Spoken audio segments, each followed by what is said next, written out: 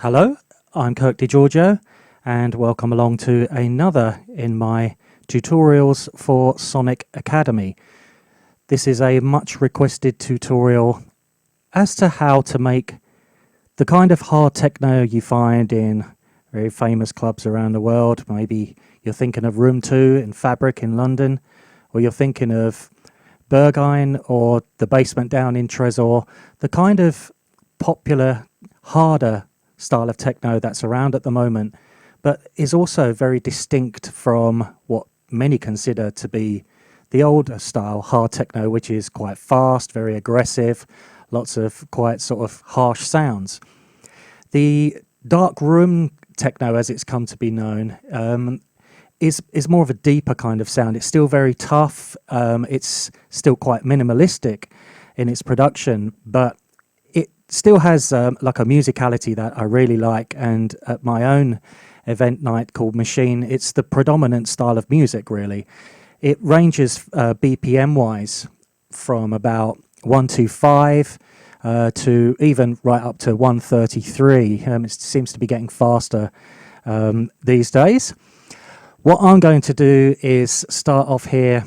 As you can see, I'm using Ableton, and I'm going to choose a common tempo 129. That's quite fast, obviously, but not as fast as some of the really crazy stuff. So yeah, I'm going to show you how to put together a darkroom style techno track. One of the reasons for doing this, apart from the requests I have for this style, is the amount of confusion there is when other styles of techno go online as tutorials. You often see comments, "This isn't real techno," or "This is tech house," or anything generally that has like a musicality is not considered techno, which considering techno's origins, its Detroit roots, which was very musical, it was like a kind of meeting of harmony, quite complex harmony at times, with a kind of new wave European sound as well as the Black American funk sound. It was a merging together of all those styles. So it's kind of ironic when you hear someone doing a melodic techno tutorial and people saying this isn't real techno, where as a matter of fact that is probably the most pure, genuine techno you can find. And the darkroom techno is more of a European offshoot of that, even though still two of its main proponents again are from Detroit. I would say Jeff Mills and Robert Hood are the ones who influenced this sound to a large degree. So anyway, enough of the introduction. Hopefully you won't get confused about what style of techno this is. It's going to be quite obvious. The other thing I'd like to say is that when I make this style of music, I usually use quite a bit of outboard. I have my modular here and various other little bits of kit. But for the sake of this tutorial, I'm going to stay totally within the software. And also, I haven't prepared anything whatsoever. And I think this is quite important because one of the main criticisms of this style of music is that it's very formulaic. And there's even been accusations that many producers out there just maybe loop, half a bar of somebody else's track, kind of filter it down, disguise it, and then layer stuff over the top. And that's really not an original approach. It's not a very cool approach. I would try to ask you to steer away from that. It's especially tricky because one of the most difficult aspects of this sound is to get what they call the rumble. And the easiest way to get a rumble is to quickly find someone else's track, just take even if it's a quarter bar, just loop it and filter out all the harmonic content. So you're just left with a low rumble, and that you can adjust the pitch and have it fit your track. Again, I would discourage you from doing that. I don't think it's particularly cool. It's fairly lazy, and you can come up with, there are multiple different ways to get that rumble within techno, and I'm just going to experiment with the way I generally do it, although I don't have a specific formula as such. So here we go. I'm going to start with Sonic Academy's excellent Kick 2 plugin. And just to start off, I'm just going to do what's fairly simple for Kick. Okay, let's take the master volume down on here. And what I'll do, I'll just quickly choose one of the settings. I quite like these Umex. That's more of a kind of resonant sound, so we'll stick with this one here. And you'll see here the various pitch envelope. I'm going to lower this one, which is pitch A4, to get even more of a low rumble on that. We'll take that down as well. And play around with the clicks. You'll see the click length here. I think just a little bit of click, and that's a nice start. And what I like to do is, rather than just have a rigid 4/4, is to try and get that rhythmic rumble going.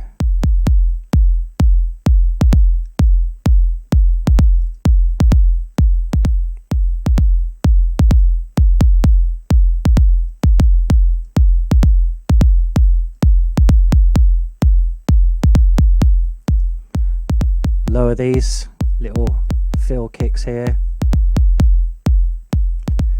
Now my approach to getting this rumble is to layer the events. So we have a nice kick there, but what I'm going to do is load up Machine by Native Instruments. And what I'm going to do, although it's quite a subby kick already, I'm going to do various things with it. So what I want is for a nice sort of sub sound to go underneath this, which is, after I've played around with various different techniques, we should be able to shape it into a nice rumble. So what I'm looking for here is a nice subby kick. So if I go into my samples for my drums, if I choose sub here, you'll see various kicks, and what I can do is just replicate that 4/4 and then try some of these. Here's some dubby kicks. There you go. I mean, it's already got a nice kind of reverby tail on that. But immediately it gives it that kind of clubby bass room, basement kind of sound that fits this kind of music perfectly. So what I'm going to do, like that just as it is, that was lucky. That was the first choice there. Usually I have to play around for ages getting the right sound. But what we'll do, we'll mute Machine there, and we'll just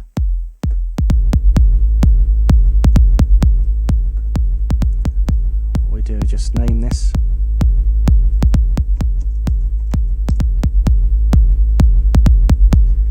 Now I want to play with the two of them together.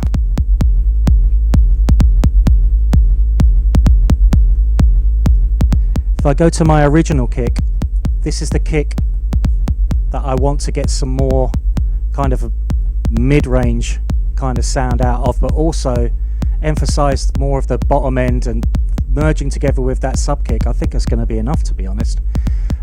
So one of the plugins I love to do this with is a really old plugin, actually, by modern standards.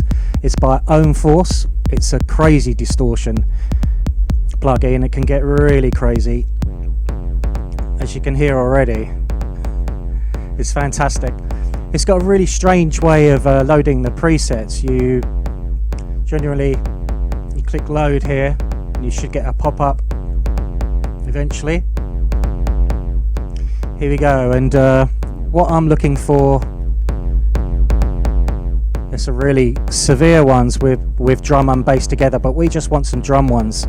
So let's choose something that maybe messes with filter and distortion. And what you have to get right on this plugin is what's going in and what's coming out. So I like to trim it just so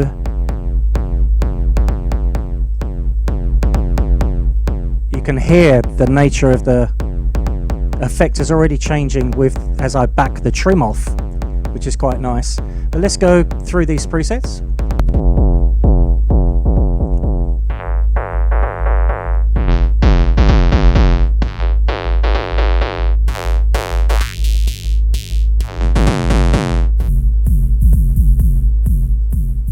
There we go. That's exactly the kind of sound I was looking for. So what I quickly do, I would usually, of course, try and mess around with some more alternatives, but I'm going to do everything quite quick, really off the cuff in this tutorial, working much faster than I normally would. So what I'm doing now, I'm just going to balance up these. There we go. So now you'll see I'm getting those little kick fills are really subliminal. Record that.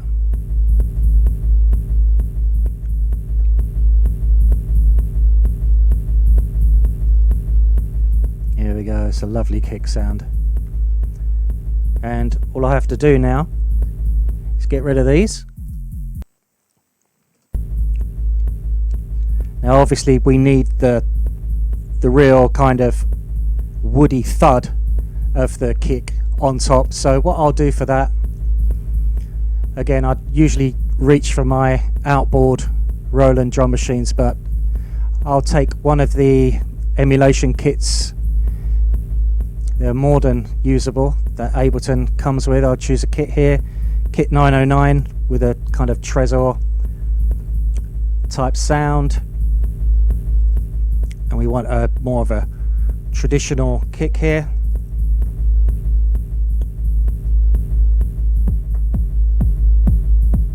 There we go.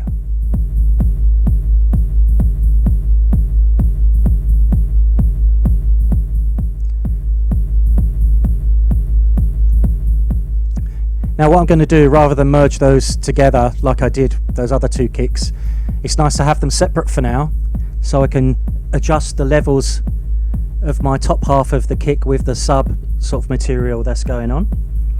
So if I call that kick top,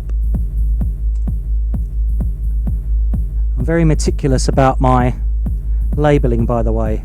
It would probably drive a lot of people mad, but it drives me mad if I don't do things like this. So M in brackets means that it's MIDI info, it's not an actual audio file. That really helps me remember what I'm dealing with. And then we go sub kick.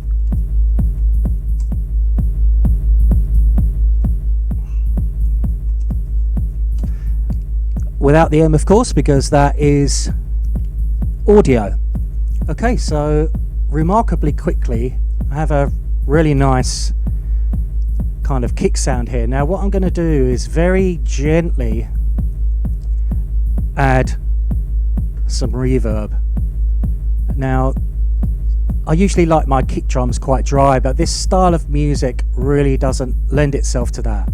But also you can really lose some of the punch by swamping the kick sound in a reverb, so you have to be quite careful. Right, okay, let's go for one of my favorite plugins here, Eventide's Black Hole, which is very unnatural, sort of exaggerated, huge sounding reverb, but it's absolutely perfect for this kind of sound.